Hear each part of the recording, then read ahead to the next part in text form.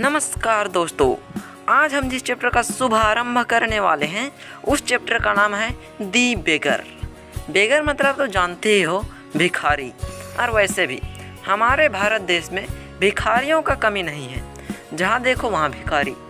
मंदिरों के बाहर तो हद ही हो जाता है, बहुत सारे भिखारी कटोरा लेके खड़े होते हैं। और एक बात मैं तुम लोग को बता देना चाहता हूँ, यदि तुम भिखारी को 1 लाख भी दे दो ना और बोलो कि तुम अब से भीख मत मांगना, तो वो दूसरे दिन फिर कटोरा लेकर खड़ा हो जाएगा भीख मांगने के लिए। पता नहीं ये भिखारियों का पेट ही नहीं भरता। तो चल आज इस चैप्टर को शुरू करते हैं। भाई चैप्टर बहुत ही मज़ेदार है। तो सीन कुछ इस तरीके से है कि एक वकील है, उस वकील का नाम है सरजेई, और एक भिखारी है। वकील रोड क्रॉस कर रहा है और भिखारी रोड के किनारे कटोरा लेके खड़ा हुआ है। जब सरजेई रोड क्रॉस कर रहा था उस समय भिखारी बोलता है कि सर इधर भी थोड़ा दया दिखाइए, इस भिखारी पर भी थोड़ा सा ध्यान दे दीजिए। कह के ऐसा बोलता है भिखारी।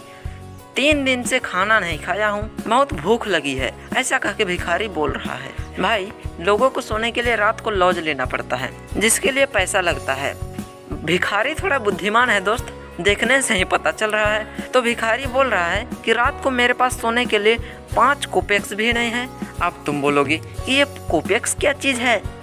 100 कोपेक्स में 1 रूबल होता है, जो कि रशियन करेंसी है।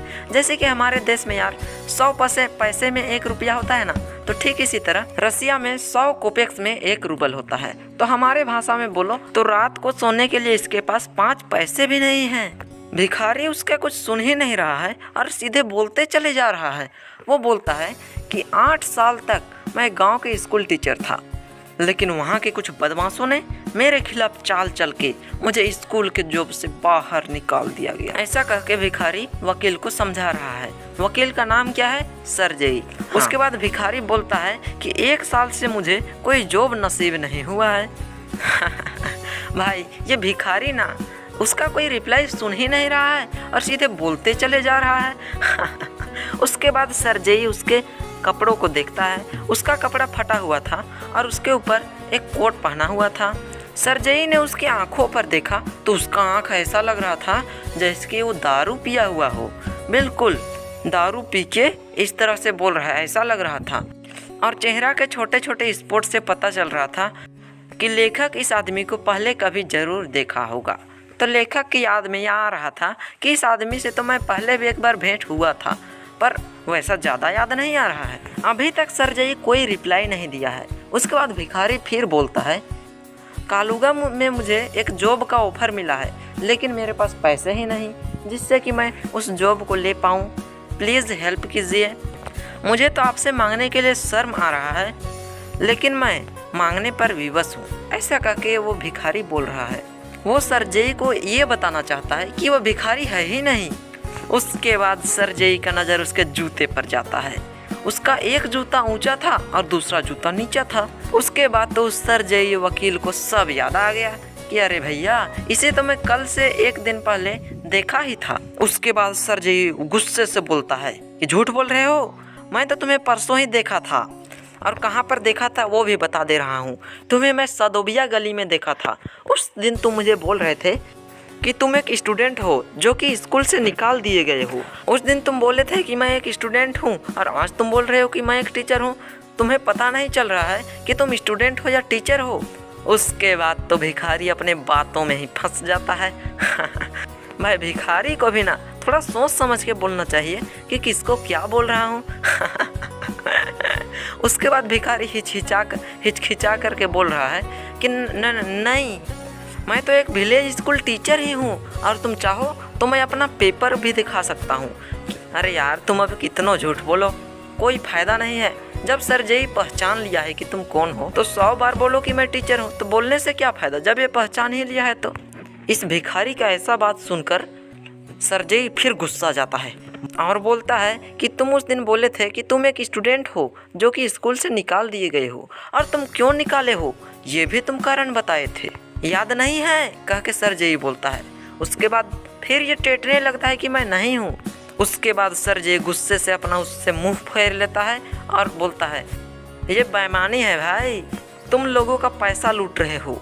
मैं जा रहा हूँ पुलिस को खबर कर देने, मैं तुरंत अभी पुलिस भेजता हूँ, कह के ऐसा सरजेई बोलता है। उसके बाद तो भिखारी डर जाता है और बोलता है कि नहीं सर, इसकी कोई ज़रूरत भी नहीं है, मैं अभी ये सच सच बताता हूँ, मैं ना ही स्कूल के टीचर हूँ ना ही एक स्टूडेंट हूँ। देखो भाई, भिखारी पुलिस का नाम सुनते ही सब सच उगल रहा है। भिखारी बोलता है कि मैं एक रशियन गायक हूँ जो कि एक ग्रुप में रहता था, लेकिन मेरे बुरे आदत के कारण यानी शराब पीने के कारण मैं ग्रुप से बाहर निकाल दिया गया हूँ। मुझे लगता है अभी भिखारी सच बोला, क्योंकि ये पहले ही लग रहा था कि ये पिया हुआ है। उसके बाद भिखारी बोलता है मैं झूठ नहीं बोलूँ तो क्या करूँ, क्योंकि सच बोलता हूँ तो घंटा कोई पैसा नहीं देता, इसलिए मुझे झूठ बोलना ही पड़ता है। मैं झूठ बोलने पर विवश हो गया हूँ, ऐसा कह के बोलता है। मैं क्या कर सकता हूँ, ऐसा कह के बोलता है। उसके बाद सरजेई फिर गुस्सा जाता है। तुम मुझसे ये पूछ रहे हो कि तुम क्या कर सकते हो, तुम मुझसे ये पूछो कि तुम क्या करोगे।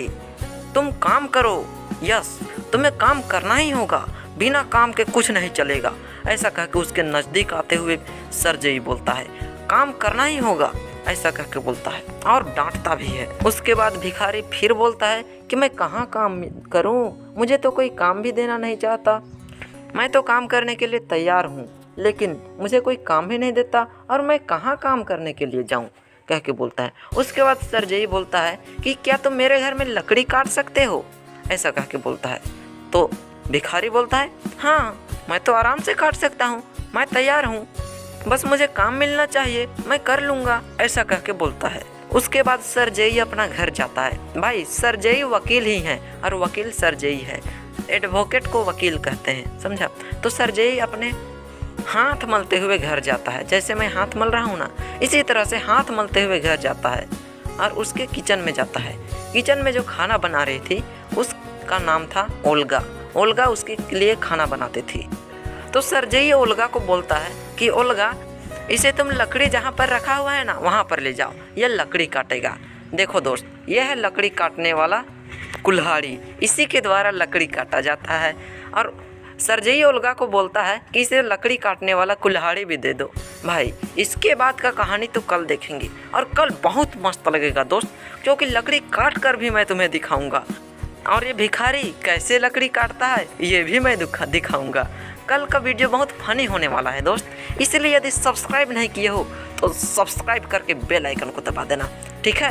और यदि वीडियो को लाइक नहीं किए हो ना तो लाइक भी कर देना। तो चलो इस कुल्हाड़ी के साथ आज का वीडियो को बस इतना ही तक रखते हैं। चलो बाय, मिलते हैं नेक्स्ट पार्ट में। भाई अपने दोस्तों को शेयर भी कर देना ना, उनको भी थोड़ा मोड़ा फ़ायदा हो जाना चाहिए, ठीक।